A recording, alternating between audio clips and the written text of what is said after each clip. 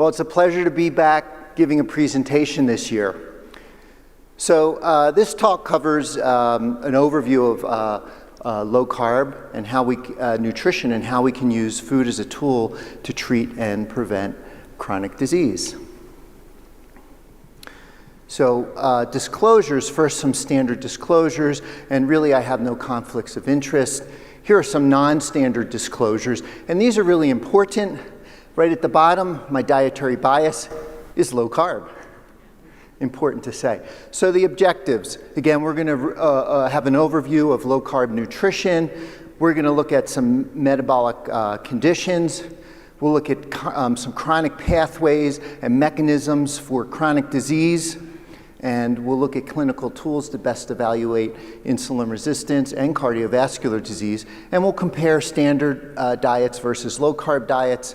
And practical approaches will finish to the treatment and prevention. So rather than bore you with statistics, I think it's fair to say that we're dealing with a triple burden of disease. And you know them well. They're obesity, diabetes, and heart disease. And it's really fair to say that 2/3 of the adult population have at least one of these conditions. Now, if we could cure or treat these conditions, I'd be out of a job, right? But if we could find some common pathways that would help us direct treatment, we'd be heading in the right direction. And there is a common pathway, and that's the metabolic syndrome. And we'll talk a little bit about that now. So the metabolic syndrome, what we like to describe as the insulin resistance syndrome, because it really defines the central mechanism, was first described by Jerry Raven in 1988.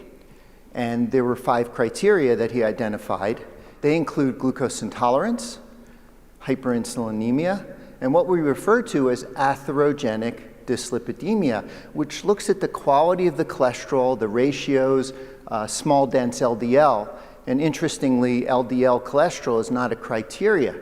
Now, really, atherogenic dyslipidemia is really an indirect marker of hyperinsulinemia and glucose. So that's important to keep in mind. There's also elevated blood pressure and abdominal obesity. And if you have these criteria, why they're important is they're strongly associated with type 2 diabetes, atherosclerosis, heart disease, stroke. And now we understand that the metabolic syndrome, or the insulin resistance syndrome, is associated with many of the chronic diseases that we see in modern society.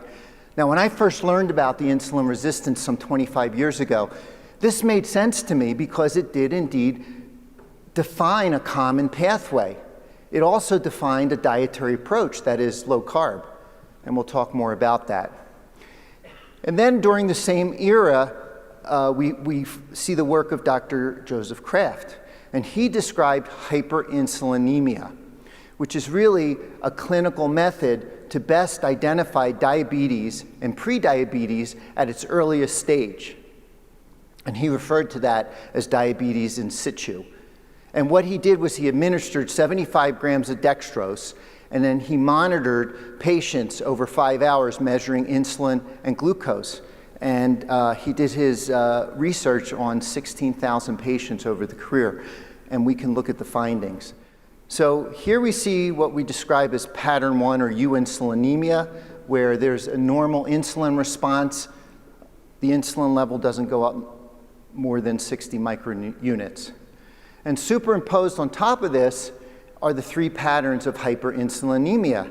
And you can see that insulin can go up over 200 microunits. Now, what is not included here are the glucose curves. But Dr. Kraft identified that insulin will go up years before the glucose rises, and that's important to understand. Now, Catherine Croft in New Zealand reanalyzed the Kraft data, and she came up with a simple clinical tool, and that is to measure the 2-hour insulin. And if it's under 30, it's normal, and if it's over 40, you have a problem. That's what we do each and every day in our office. So thanks to the work of Dr. Kraft and Reven and others, we now understand the natural history of type 2 diabetes. And we'll take a look at this here. And we have a time line. And you can see at year 0, you get your diagnosis of type 2 diabetes. And this is an easy diagnosis. Your hemoglobin A1C is over 6.5, your fasting glucose is over 126, and your 2-hour glucose is over 200. I mean, are you helping the patient at that point? I don't think so. So let's step back in time and see what happens 20 years before the diagnosis. So again, Dr. Kraft identified hyperinsulinemia that can set in 20 years before the diagnosis.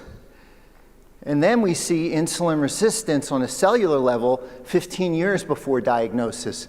And you can measure this with a HOMA-IR or a glucose clamp, if you choose to measure insulin. Now again, most primary care doctors don't even bother measuring insulin levels. And then 10 years prior, you are diagnosed with impaired glucose tolerance. If you choose to do a 2-hour glucose and it's over 140, you might begin to see your glucose and your hemoglobin A1C start to rise. And then, perhaps 5 years before you get a diagnosis, subclinical cardiovascular disease sets in. And we have to talk about doing the right measurements in a couple minutes. But you can see that there's a problem for years, and you're sick for decades, and you and your healthcare professional are often unaware that there's a problem. And of course, by the time you're type 2 diabetic, you're an absolute mess. And so the point here is that you have to think about doing the right measurements and having an early level of suspicion, or you're not helping your patient. So when it comes to the metabolic syndrome, let's talk about the elephant in the room. What is that elephant? It's nutrition, specifically low-carb nutrition. Now you have to understand that Dr. Reven and Dr. Kraft, they weren't really interested in nutrition. They just wanted to focus on their methods. What did they know anyway? Dr. Reven was an endocrinologist and Dr. Kraft was a pathologist. So they just basically went along with the standard mantra. But it was actually later in their career that they realized that there was some value to low-carb diets. And we think that they missed this golden opportunity to advance nutritional science. But you know what? Now it's our turn. So let's talk a little bit about diets and compare diets. And so we'll look at standard diets, and there's many definitions for it, but we're going to call it the perfectly balanced healthy diet, just to point out the fallacies and what the conventions are. So there's your perfectly healthy, balanced diet. So 1/3 of the energy comes from each macronutrient, fat, protein, and carbohydrate. That must be right. Why? It's mathematically precise. There you go. So some of the conventions, all calories are alike, and therefore the food quality is absolutely unimportant. And this is based on the first law of thermodynamics that just simply defines what a calorie is.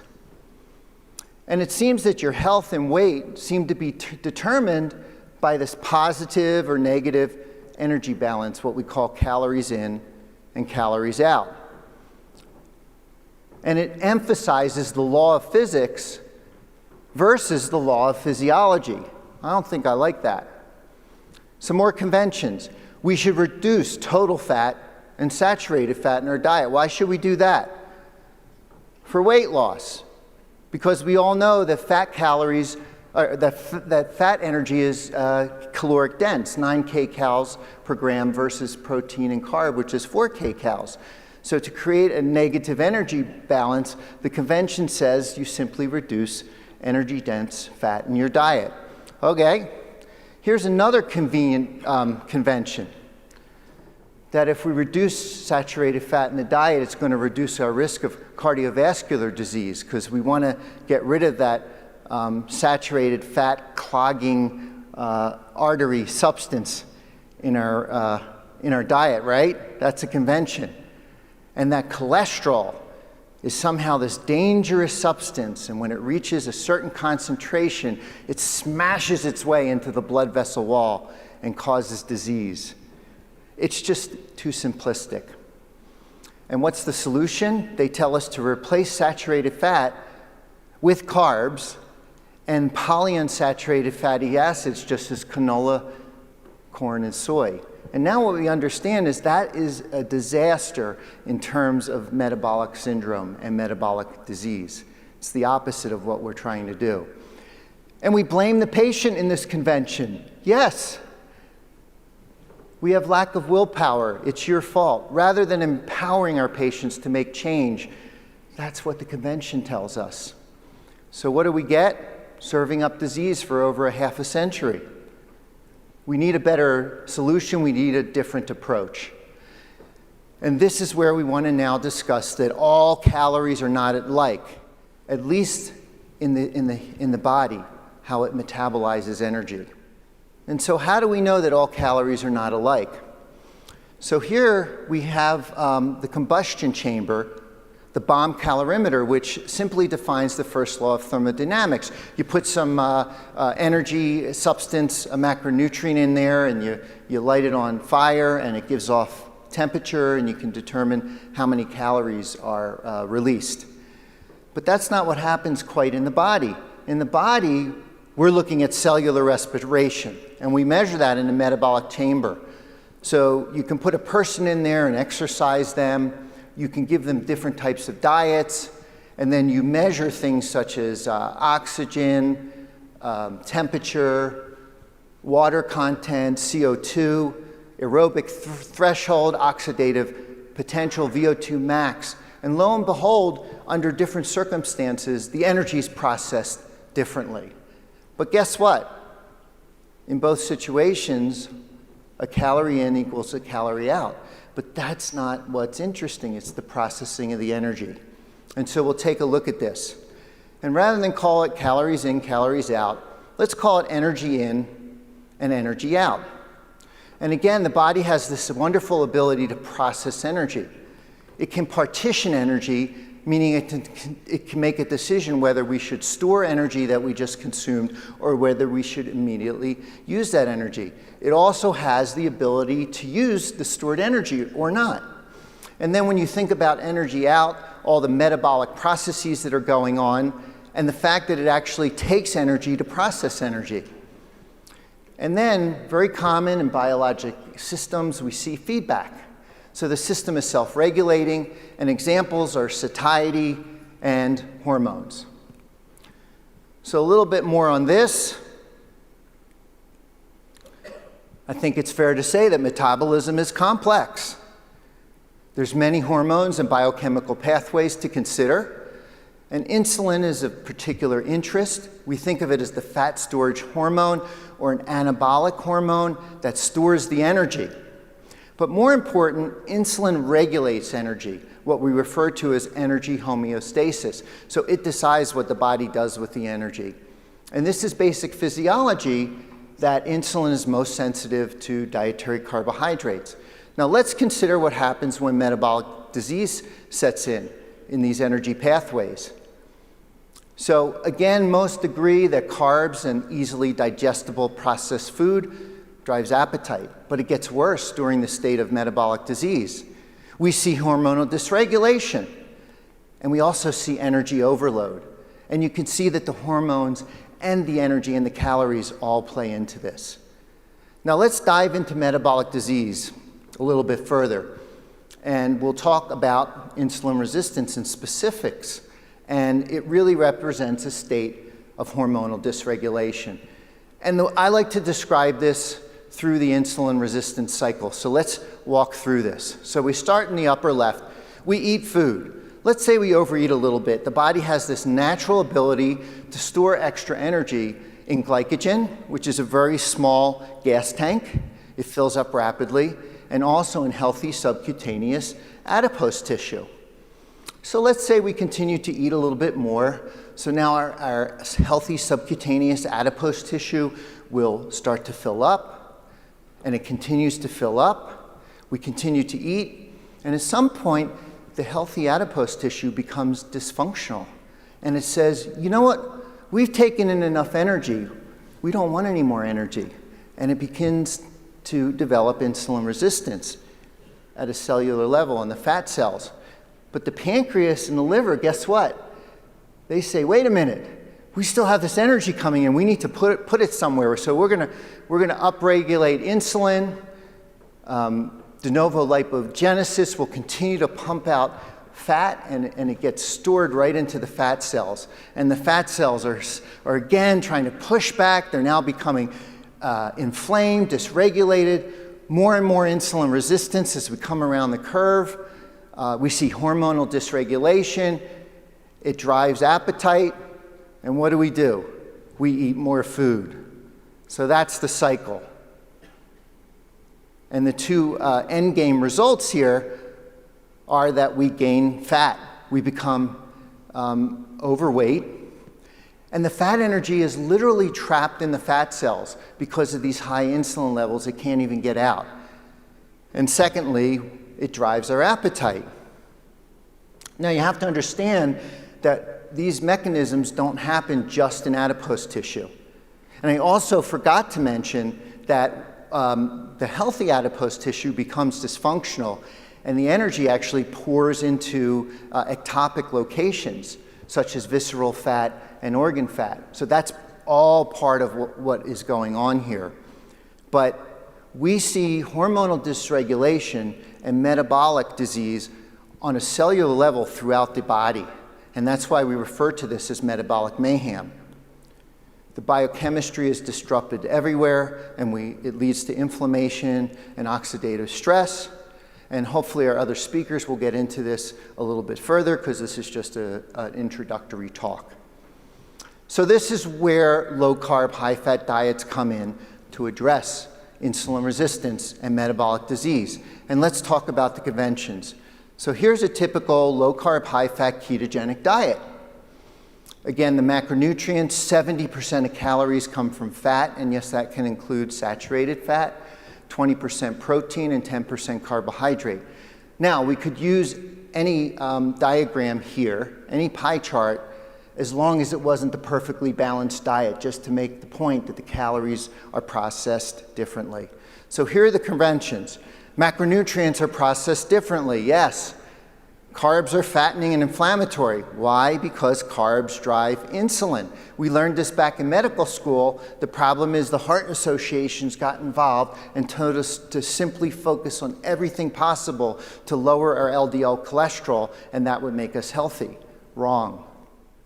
And carbs trigger appetite, especially when we see these fluctuations in insulin in our body. And that we have to understand that saturated fat by itself is not the CVD villain.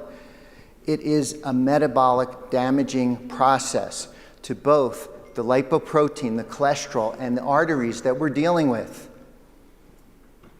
And that the seed oils, the canola, corn, and soy, again, very unstable in the blood because of their molecular structure.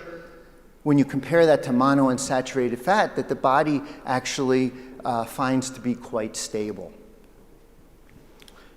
And so we believe that the default diet should be a low-carb diet when you're type 2 diabetic, even a type 1 diabetic.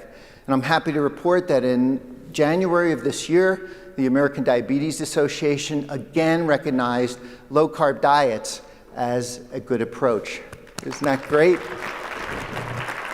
In fact, the CEO of the ADA just went public and stated that she's treating her type 2 diabetes with a strict low-carb diet, and she got off insulin. That's an endgame story to me.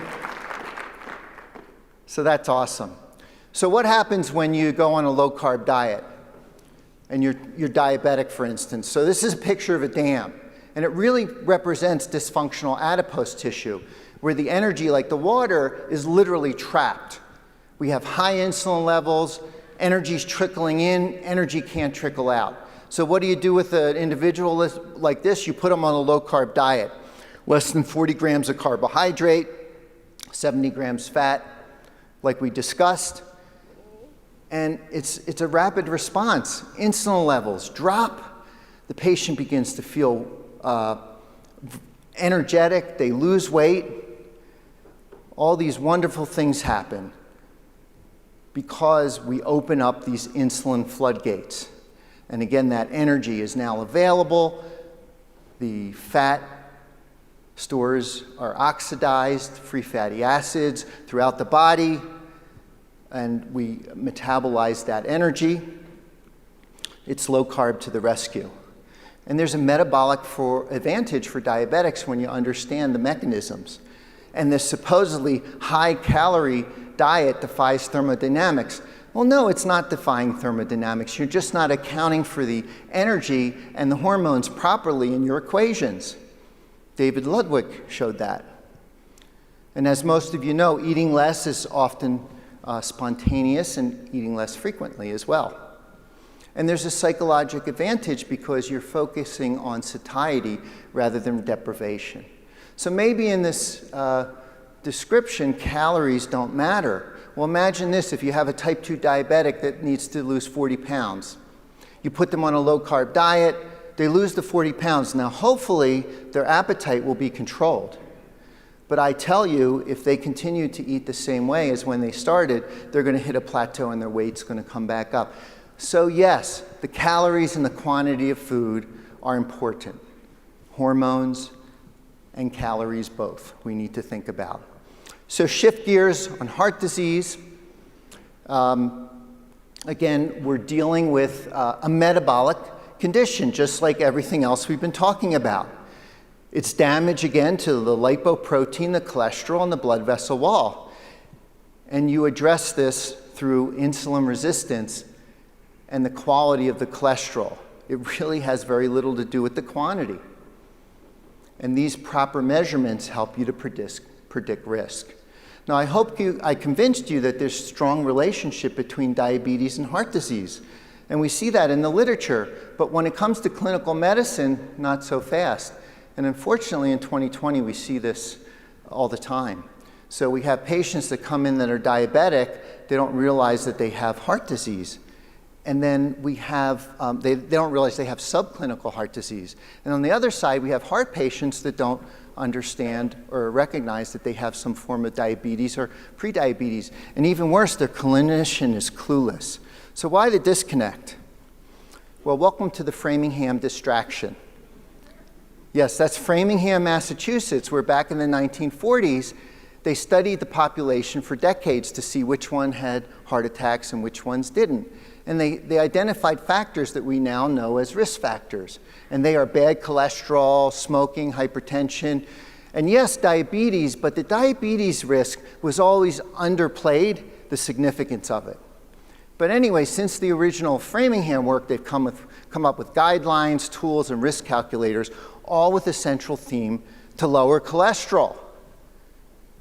And therein lies the problem, because it doesn't properly address diabetes, it doesn't measure glucose properly, it doesn't measure insulin at all, and it doesn't address metabolic syndrome. Again, this approach misses the mark. But I'm happy to say, in 2018, I kid you not, this is the first year that the cholesterol guidelines have now included the metabolic syndrome. I had to read that 6 times. I could not believe the metabolic syndrome was not included. There it is. And we'll talk about heart screening that is now included in the guidelines in a couple minutes. So the bottom line for our dear health professionals, it's the insulin stupid. And we're dealing with a metabolic disease. It's not simply about bad cholesterol. And if we focus simply on LDL cholesterol, like the authorities have told us, we're going to miss many at risk. And we like to say, if it weren't for LDL cholesterol, everyone would be on a low-carb diet. It's crazy. And this is really the message that I like. This is not about pumping people full of medication. It's about diet and lifestyle. And that's what this whole conference is devoted to. Yeah.